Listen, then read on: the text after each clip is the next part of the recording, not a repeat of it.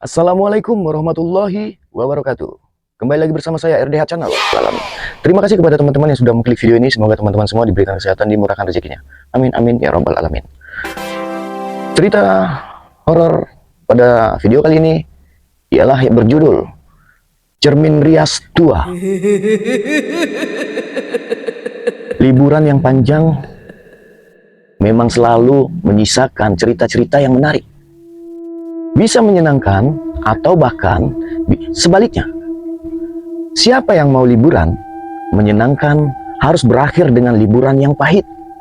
Pasti guys, saya aja nggak mau liburan yang menyenangkan tiba-tiba berakhir dengan duka atau cerita yang pahit di hidup ini.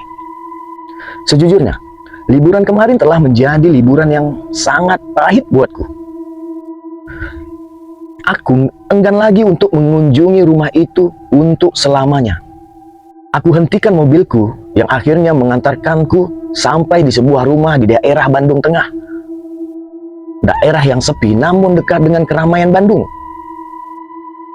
Rumah itu adalah rumah yang dibeli oleh ayahku. Tujuannya untuk investasiku kelak. Karena itulah rumah itu dibiarkan kosong. Bahkan bisa dibilang tidak pernah ditempati setelah dibeli.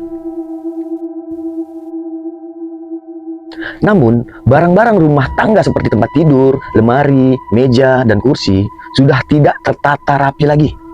Sebagian merupakan barang seni dan peninggalan keluarga.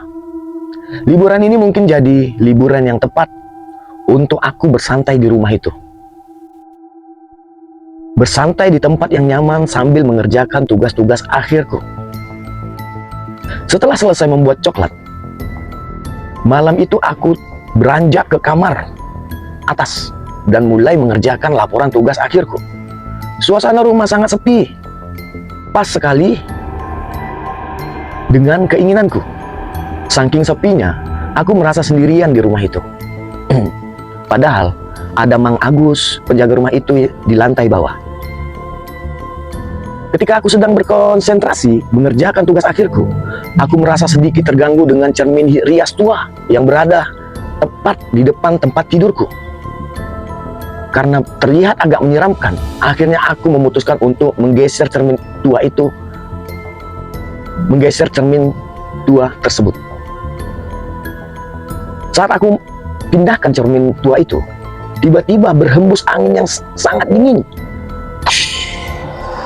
Setika aku memegang pundakku dan berpikir, dari mana asalnya angin ini? Padahal jendela dan pintu sudah tertutup rapat.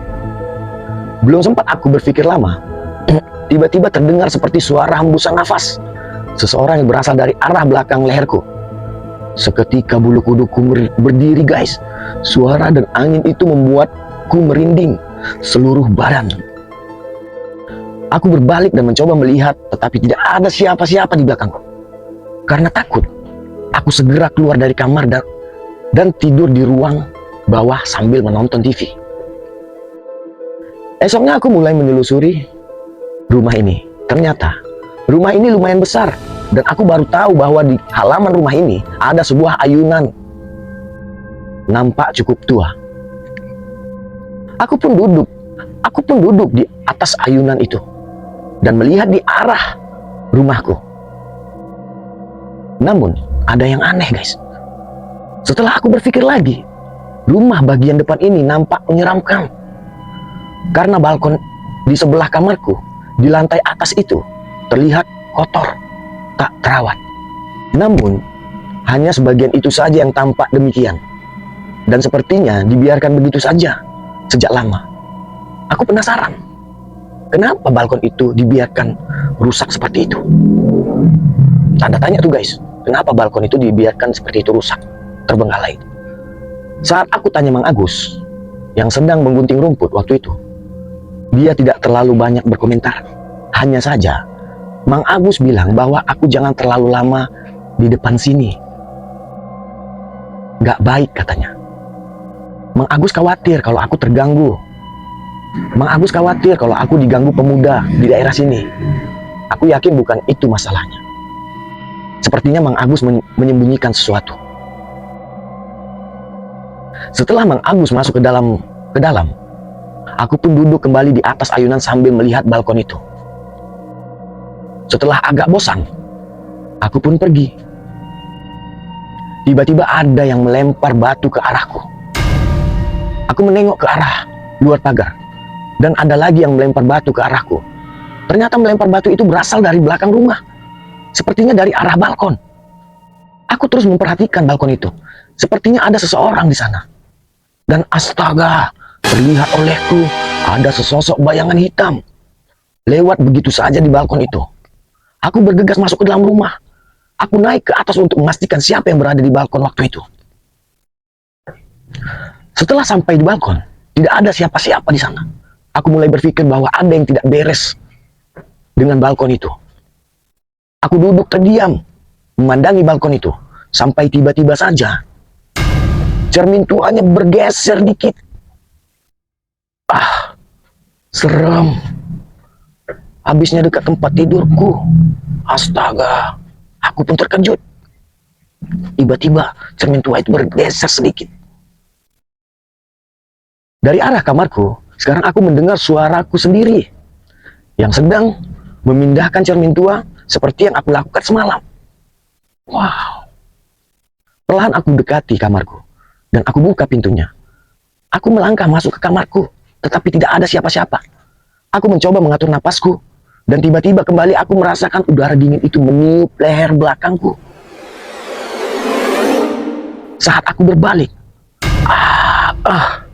tepat di pintuku berdiri seorang wanita dengan rambut panjang hitam, bergaun hitam, mukanya pun hitam seperti terbakar.